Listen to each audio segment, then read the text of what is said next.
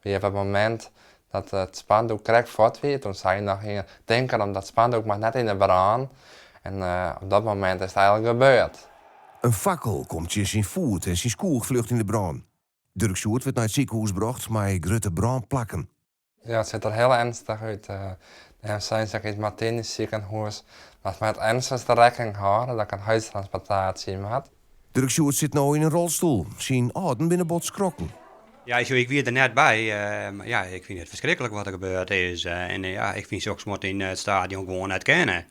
Nee, er moet volle strengere controle op komen dat het spul net binnenkomt. Dus daarom doe ik een oproep, verbied het, die fakkels, dat kan echt net meer. Door van die vuurwerkshows, maar net op de tribunes. Ze willen graag weten wat het vuurwerk afstutsen het. Degene die dat dien had, die weet het misschien net. Het is vader wedstrijd gebeurd, maar als je dit short en die denkt misschien hij het dien, nou ja, dan zou ik het wel mooi vinden als ik contact met je opnam. Ja. Ja, dan weet diegene ook wat mij nou overkwam is, dan snappen ze misschien beter hoe gevaarlijk het eigenlijk is om het te doen. En hoe is het nou, Marty? Net goed.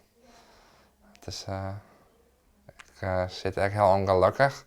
Ik weet soms net hoe ik zit, maar die voert zo zeer dat het me. Het zal wel een skofje worry voordat Dirk Sjoerd weer naar het stadion tageert. Ik ga mijn seizoenskaart al verplaatst uit het vak. Ik ga nu weer in vak 20. Daar heb ik eerder mijn seizoenskaart gewoon.